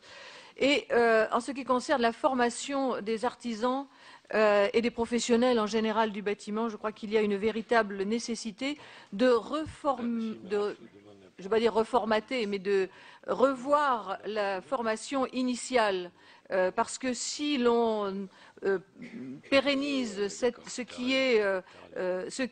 qui sont des pratiques actuellement des artisans au travers de l'apprentissage et que l'on n'a pas ces formations initiales de qualité dans le domaine de la réhabilitation autant que de l'économie d'énergie, nous n'arriverons pas aux résultats attendus. Donc il y a aussi, je pense, un lien essentiel à mettre en place entre la réalisation des travaux et les aides qui peuvent être accordées, parce que s'il n'y a pas de lien entre la qualité du travail et la mise en place de ces aides, notamment, vous avez cité le PTZ qui pouvait être conditionné à une certaine qualité de travaux. Et en revanche, j'aurais une question par rapport à ce que vous avez signalé concernant les incitations, qu'il serait peut-être nécessaire, je termine, nécessaire d'avoir des incitations pour l'efficacité énergétique. N'y a-t-il pas un côté pervers dans la mise en place de ces incitations, c'est-à-dire qu'elles incitent les artisans à augmenter leurs tarifs, dans la mesure où il y a une incitation qui est une subvention qui est donnée au propriétaire qui fait réaliser ces travaux, il y a automatiquement une augmentation du coût des travaux. Ça s'est concrétisé, ça s'est vérifié avec les incitations concernant les panneaux solaires, concernant les PAC, c'est-à-dire les pompes à chaleur. Et il n'y a-t-il pas ce risque-là? Et ne vaudrait-il pas mieux, peut-être, avoir des campagnes de communication intéressantes et qui permettent de valoriser l'efficacité énergétique, puisque la première subvention, ce sera l'économie d'énergie réalisée suite aux travaux. Merci. Merci, Monsieur le Président. Mesdames, Messieurs, trois observations et peut-être une question de fond. Très rapidement, en revenant sur le sujet précédent, c'est que comment parler de l'Europe énergétique alors que la France défend son parc nucléaire, ou tout du moins se divise sur la nécessité de maintenir son parc nucléaire, alors que les Allemands, à grands coups médiatiques, ont annoncé la fin du nucléaire chez eux, et où personne ne parle, ni vous, ni les médias, ni personne, des centrales à charbon qui fonctionnent à 120% de leur capacité. Donc il y a là un véritable problème, qui se lie d'ailleurs au fait que nous débattons, nous, avec de nouveau en nous divisant sur le sujet du gaz de schiste, alors que les Allemands financent 95% de la recherche du gaz de schiste en Pologne. Donc il y a là une difficulté quand même à parler de l'Europe de l'énergie entre les deux principaux pays. Ce dernier point d'observation sur cette partie-là, il faut, me semble-t-il, arrêter de faire des comparaisons entre les expériences énergétiques des pays de moins de 10 millions d'habitants et ceux comme les nôtres qui ont plus de 50 millions d'habitants. La problématique et les impacts ne sont pas les mêmes. Sur le problème de la CAPEB, Monsieur le Président, vous en avez dit deux mots. Je crois qu'il faut relativiser les statistiques de l'artisanat du bâtiment par rapport aux grandes entreprises qui, du coup, disparaissent complètement des écrans alors qu'ils représentent plus de 30% des effectifs de salariés dans notre pays. Certes, 98 et 2%, mais les 2% représentent 30% des effectifs. Et pour 70% des effectifs de la CAPEB sont des sous-traitants de ces grands groupes sur lesquels on a une possibilité d'action beaucoup plus facile que sur les 2 millions de l'artisanat. Sur la problématique du coût de l'énergie, madame, je crois qu'il y a quelque chose de fondamental, c'est quel coût et quelle meilleure efficacité sur les coûts pour l'énergie en direction de la production industrielle et le coût de l'énergie en direction des domestiques et des usages pour les ménages. Enfin, c'est un peu ma question pour dire pourquoi ne pas parler à un moment donné de la nécessité et des coûts de faire des scénarios qui excluent, dans la situation économique de notre pays, comme celle d'ailleurs de l'Union européenne et de la crise mondiale, pourquoi ne pas faire des scénarios en excluant la baisse de la TVA, parce que je pense que c'est plus réaliste aujourd'hui et qu'il faut absolument arrêter de parler de la baisse de la TVA. On n'est qu'à voir les statistiques de ce mois-ci, où la chute des recettes de TVA est de plus de 3 milliards, donc on ne va pas encore baisser les taux, c'est quelque chose qui me paraît difficile. Et puis avoir un scénario aussi qui pourrait être peut-être taxé un peu trop libéral, mais qui consiste à stopper les aides avec de l'argent public sur toute cette problématique qui doit trouver son équilibre économique en dehors de l'utilisation de l'argent des contribuables pour trouver des équilibres. Merci. Mais sur la première partie de votre intervention, mon cher collègue, ça concernait le premier rapport qui nous a été présenté. Madame Évelyne Didier. Merci, Monsieur le Président. Je voudrais évoquer la question de l'innovation par rapport à la complexification ou la complexité. Je m'explique. Lorsque vous cherchez à installer chez vous quelque chose de moderne qui serait de l'efficacité énergétique, vous vous retrouvez souvent devant des installations qui sont de véritables usines à gaz et qui fait que le simple particulier a des difficultés à entretenir et à maîtriser ce genre d'équipement. C'est vrai aussi pour les petites collectivités locales. Je viens de renoncer à installer la géothermie profonde dans ma commune, tout simplement parce que c'était une volonté initiale, mais je passe d'une facture avec le gaz à condensation de 80 000 à 166 000. Vu les crédits qu'on obtient aujourd'hui et le peu de subventions, je renonce tout bêtement par défaut de financement. Donc, innovation et complexité, en particulier pour les petites collectivités et les particuliers. Deuxième sujet que je voulais évoquer, vous avez évoqué la question des personnes âgées. Effectivement, ce n'est pas toujours par manque de ressources que les personnes âgées ne font pas ce qu'il faut dans leur habitation, bien que ce soit compliqué lorsqu'on est veuve avec une pension de réversion. Mais il y a aussi la question de « je ne sais pas comment m'y prendre ». Et j'aurais besoin d'un accompagnement pour m'aider à choisir l'entreprise, à faire... Voilà, les personnes sont fragiles à tout point de vue et pas seulement financièrement. Et donc, c'est une vraie question. Merci. Monsieur Lenoir, en deuxième semaine. Bien, merci, Monsieur le Président. D'abord, je voudrais féliciter les auteurs du rapport, d'ailleurs comme du rapport précédent. Les deux sont tout à fait remarquables. Deux observations, Monsieur le Président. La première, on y revient concernant la formation. Il est absolument essentiel que les artisans soient formés, ainsi que les technico-commerciaux, car ce sont eux qui vendent, qui expliquent et qui, éventuellement, ne donnent pas les bonnes informations. Deuxième point, je voudrais alors vraiment insister sur la question du compteur Linky. On ne peut pas espérer faire des progrès dans le domaine de l'efficacité énergétique si les consommateurs n'ont pas une connaissance précise de leur consommation, premièrement, et s'ils ne disposent pas d'un outil qui leur permet de gérer cette consommation.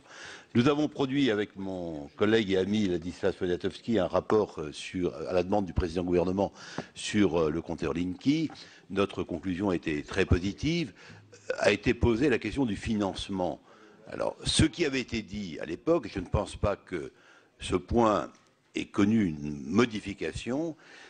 ERDF finance et les économies obtenues permettent de neutraliser le coût pour le consommateur, puisque évidemment, si c'est ERDF qui finance, ça se répercute sur le TURP, et donc sur le consommateur. Mais on arrive à un équilibre.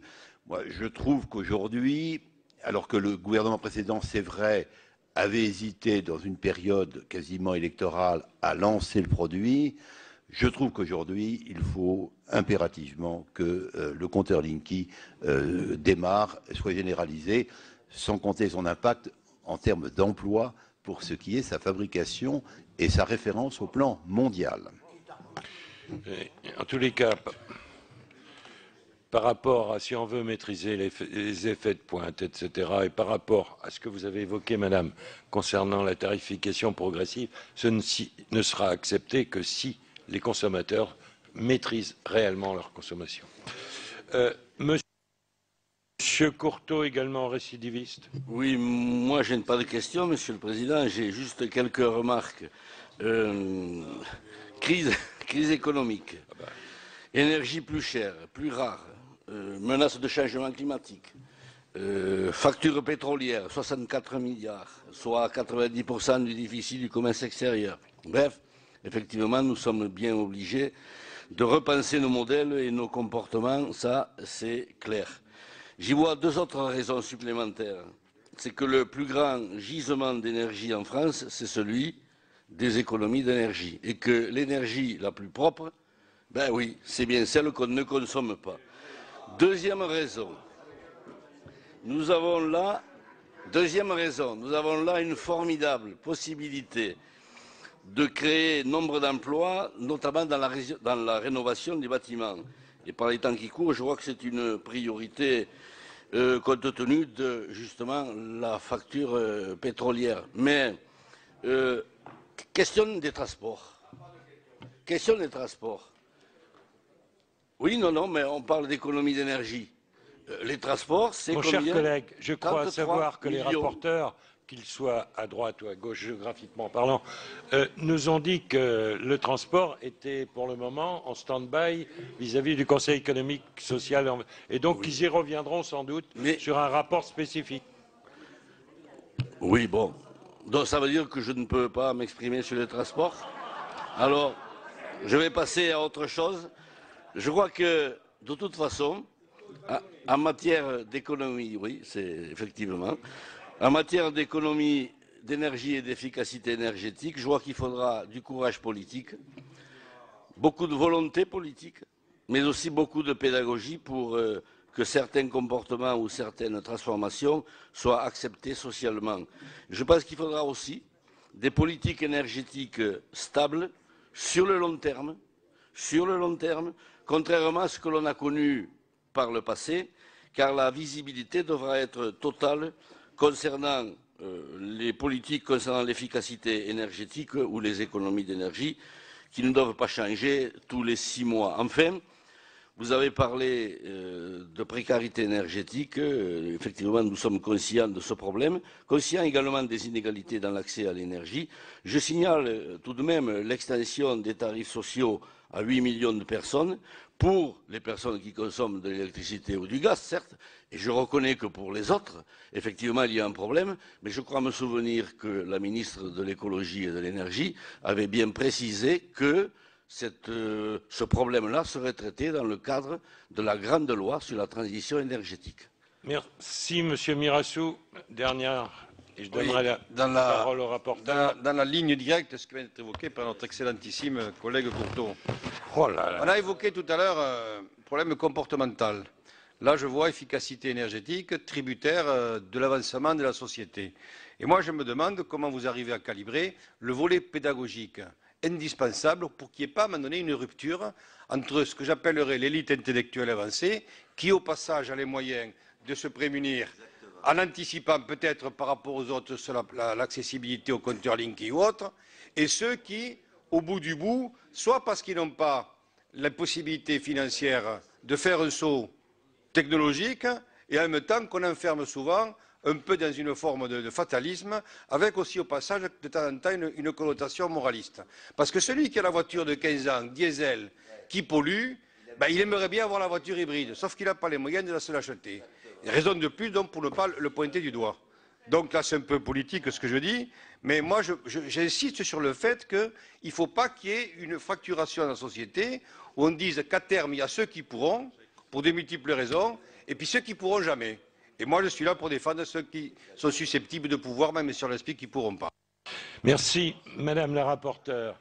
Vous avez été interpellée par Monsieur Hérisson, et donc vous avez la parole.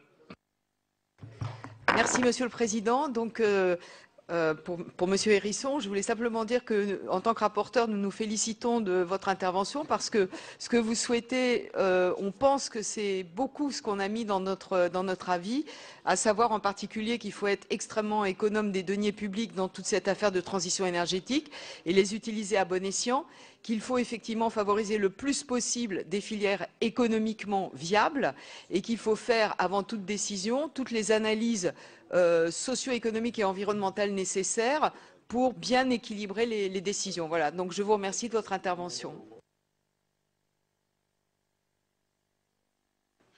La parole est à ceux qui la demandent, dans les rapporteurs.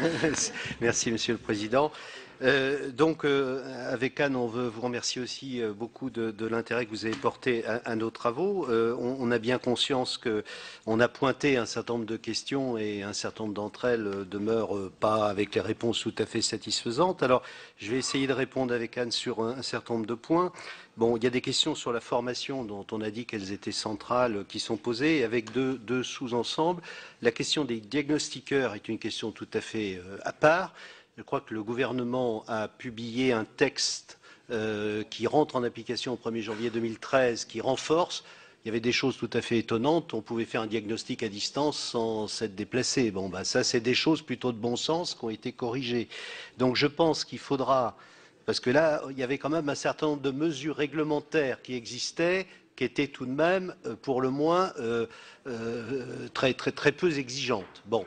Le décret, un arrêté plutôt a été pris qui rentre en application au 1er janvier 2013. Je pense que la logique consisterait à faire un bilan, mettons à la fin de l'année, pour voir si on se retrouve avec des écarts qui ont été pointés par un certain nombre d'associations de consommateurs, sans compter les préconisations que vous avez évoquées qui vont du simple au double. Voilà. Donc là, je pense que... Mais il y a 5000 diagnostiqueurs aujourd'hui, et donc je pense que c'est un vrai sujet. On pense que il est nécessaire au moins d'attendre ce que les pouvoirs publics ont décidé, de voir quel est l'effet que ça produit. Alors sur les artisans, évidemment c'est tout à fait central. Alors à la fois j'ai bien compris ce qui a été dit, c'est vrai que les grandes entreprises existent aussi, on les a d'ailleurs auditionnées, on a aussi auditionné la Fédération française du bâtiment, qui nous a d'ailleurs bien fait remarquer qu'ils avaient aussi pas mal d'artisans dans leur sein. Donc voilà, donc on a auditionné effectivement les uns et les autres. Je pense qu'une des questions qui est tout à fait centrale, en fait, vous avez évoqué la formation initiale, ça c'est vrai. La vraie question, c'est le travailler ensemble. Parce qu'en définitive, en touchant à certains morceaux du bâti, vous pouvez mettre en cause le reste. Et donc on a, je fais référence modestement à ce qu'on a écrit page 25, on fait référence à des travaux de l'ADEME, on a fait référence au plan bâtiment durable sur lequel il y a eu beaucoup de réflexions là-dessus. Mais ça, c'est une des clés, le travailler ensemble. Ça, c'est une des clés. Et une des difficultés pour les artisans, c'est de trouver les moyens juridiques aussi de travailler ensemble sans devenir nécessairement que des sous-traitants. Voilà. Et donc, c'est une difficulté qui mesure, mais sur lequel on a pointé tel ou tel aspect. Bon. La question du contrôle aussi est tout à fait évidente. C'est-à-dire, mais le problème, c'est qui fait le contrôle? Est-ce que c'est l'État? Est-ce que c'est d'autres éléments? Mais il est clair qu'à un moment donné, plus on demandera des exigences de qualité, plus il faudra bien qu'il y ait quelqu'un qui, à un moment, apprécie la question de qualité. Bon, voilà. On a, par exemple, sur l'éco-PTZ, un blocage tout bête qui fait qu'on demande aux banques d'être finalement garante d'un certain... Ce qui est stupide. Bon, nous on a proposé que ce soit des artisans qualifiés qui le fassent, parce que sinon ça sert à rien. Sinon, résultat, c'est qu'il n'y a presque pas d'éco-PTZ qui ont été délivrés. Donc il y a des questions qui sont posées là-dessus. Alors ensuite, sur les incitations, les côtés pervers, c'est vrai, nous avons d'ailleurs pointé qu'il y a une question de maîtrise des coûts.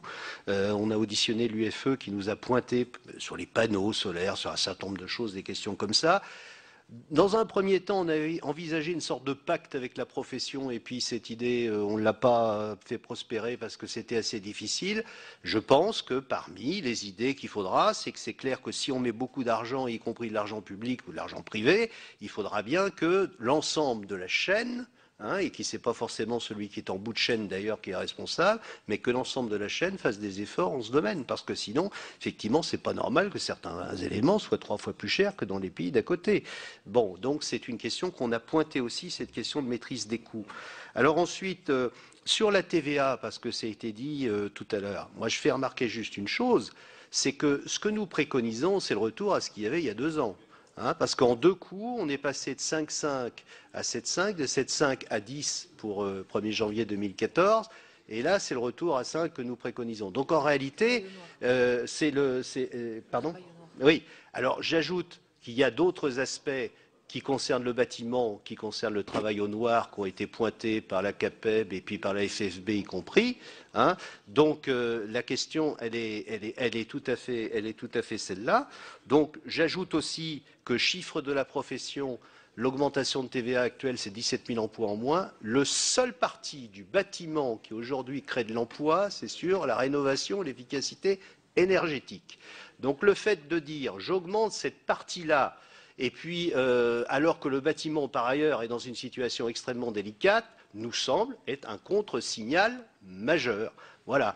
J'ajoute que le ministre de l'écologie a quand même dit que sur au moins le logement social, il semblait que le gouvernement soit susceptible de bouger les lignes sur cette question-là.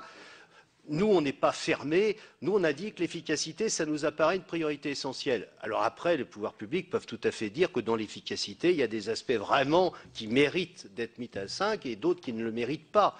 Après, c'est une question de discussion. Ce que nous disons, c'est que ce n'est pas en augmentant la TVA qu'on va inciter les agents à se mobiliser là-dessus. Et après, on est dans une situation de finances publiques. Nous, on n'est pas, nous ne faisons pas la loi, et c'est pas nous à arbitrer pour savoir qu'est-ce qu'il faut équilibrer pour avoir le budget de l'État. Nous, on dit simplement, on traite l'efficacité, et si vous la traitez correctement, ça fait 2 fois de suite que la TVA a augmenté, plus personne n'y croit. Voilà. Et donc, c'est ce que nous disons de la façon la plus claire. Alors, sur le compteur Linky, effectivement, il y a eu un certain nombre de choses de financement qui ont été prévues. Il se trouve qu'il y a toujours des difficultés compliquées avec la commission de régulation de l'énergie sur la façon... parce qu'en réalité, la question porte sur le fait de savoir si on peut s'engager sur 20 ans avec des tarifs d'utilisation qui sont fixés sur 4 ans, des TURPE fixés sur 4 ans. Bon, voilà. Et donc, pour le moment, on est encore sur cette question-là, même si des choses ont été faites. Voilà, voilà ce que je voulais dire. Je passe la parole à Anne sur. Quelques points. Innovation et complexité. Oui, vous avez raison. Innovation et complexité, comme tout changement, il y a de la complexité. Donc, ce qui est intéressant, c'est de se dire quel est l'accompagnement au changement. Je pense que, et on reboucle sur la formation et on reboucle sur un certain nombre de choses.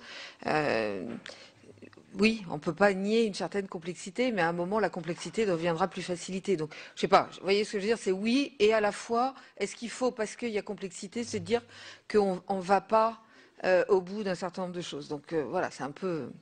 Précarité énergétique, vous en avez beaucoup reparlé et vous avez raison. Sur les ressources, effectivement, d'abord pour dire, pas eu le temps, mais il y a des programmes qui existent. Hein. Habiter mieux est un programme qui existe pour aider au financement d'un certain nombre de logements sur la précarité énergétique. Il y a déjà des choses qui existent. On a bien noté, ceci dit, dans notre rapport, dans notre avis, un point important, c'est qu'il y a un certain nombre de budgets, comme Habiter mieux, qui sont aujourd'hui déjà fléchés, donc ils sont là, mais il manque l'accompagnement. Il manque les gens, on investit sur j'allais dire sur les frais de rénovation, mais on n'investit pas sur l'humain qui accompagne.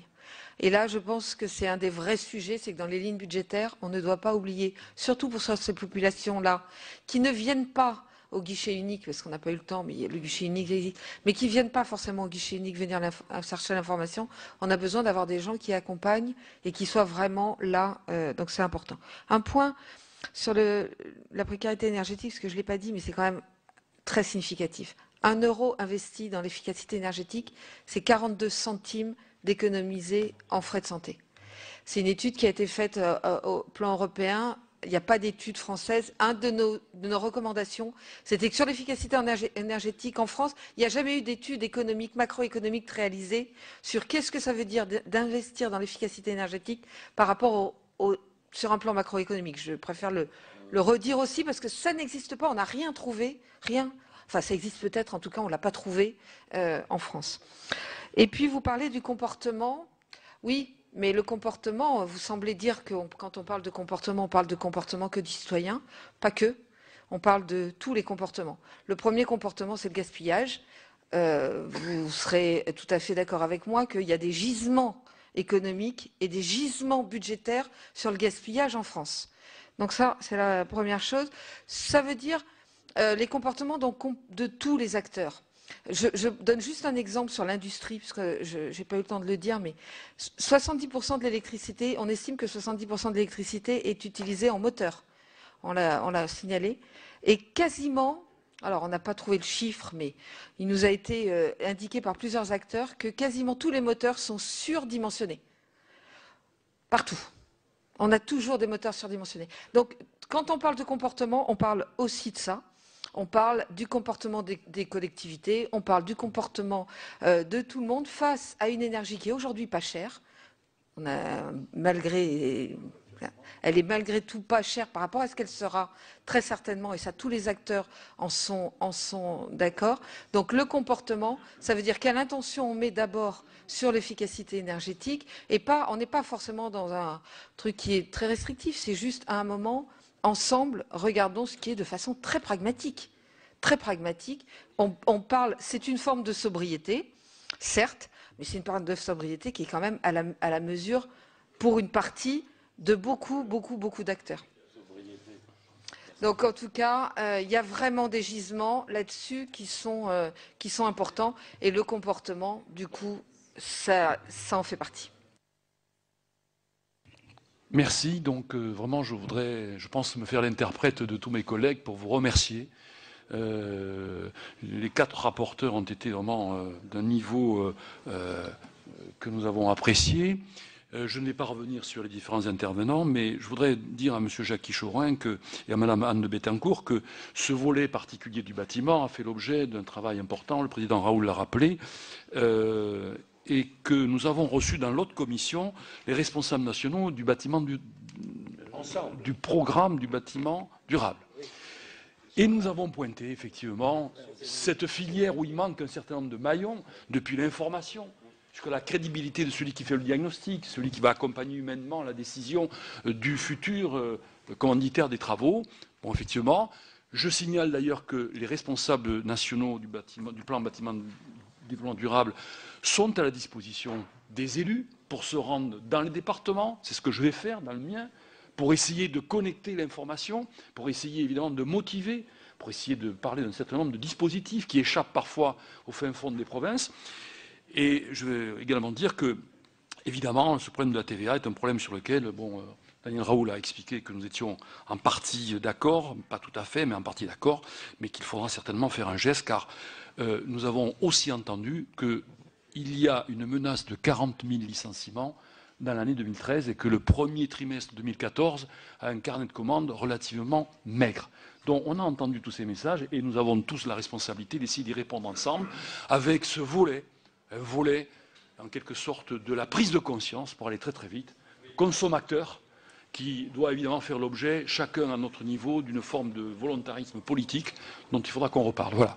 Mais je crois qu'on ne peut pas aller plus loin dans la fin de cette audition sans donner la parole à Anne-Marie Ducroux, qui a été, je trouve, dans cette audition, un petit peu sacrifiée. Donc, si vous voulez bien dire deux mots, ça nous fera le plus grand plaisir. Et je pense que vous avez, vous, en tant que responsable de la section du CECR, de pouvoir, en quelque sorte, amener une conclusion vue du côté donc, du CSR.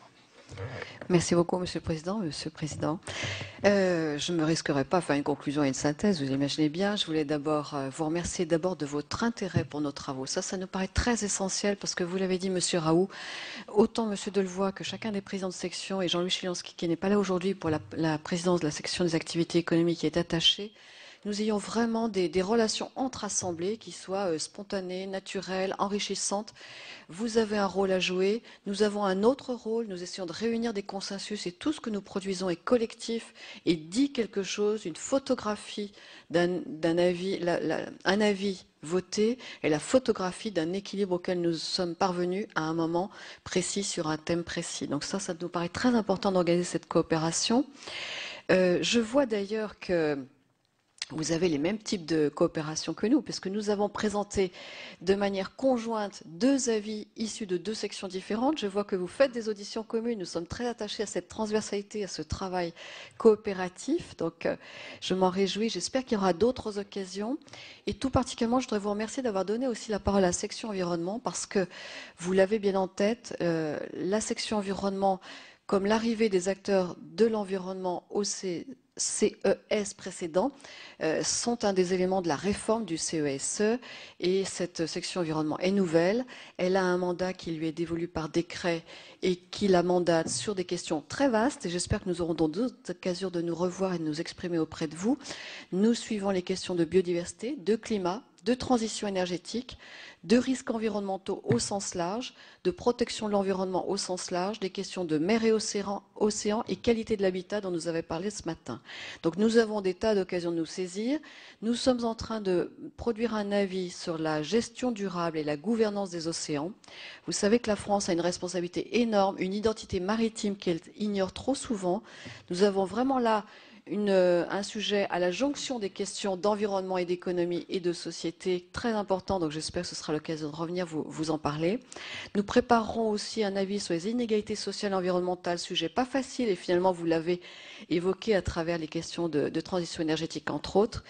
Et nous aurons un excellent avis, je n'en doute pas, sur l'adaptation climatique avec quelqu'un que vous connaissez, qui sera co-rapporteur à nouveau, Jean Jouzel, avec une académicienne, membre de la section. Donc j'espère que ça nous donnera d'autres occasions de répondre à vos questions, mais en tout cas, sachez qu'on est vraiment très attachés à ce que vous jouiez votre rôle, que nous jouions notre rôle et qu'on essaye d'enrichir nos réflexions communes à chaque fois que possible. Merci Madame. Il aurait été dommage que vous ne l'exprimiez pas, donc à moins que Daniel ait autre chose à rajouter. Bien écoutez, encore une fois, merci. Et puis nous avons pris un certain nombre de rendez-vous à travers ces échanges que nous essaierons de respecter. Voilà, merci à tous.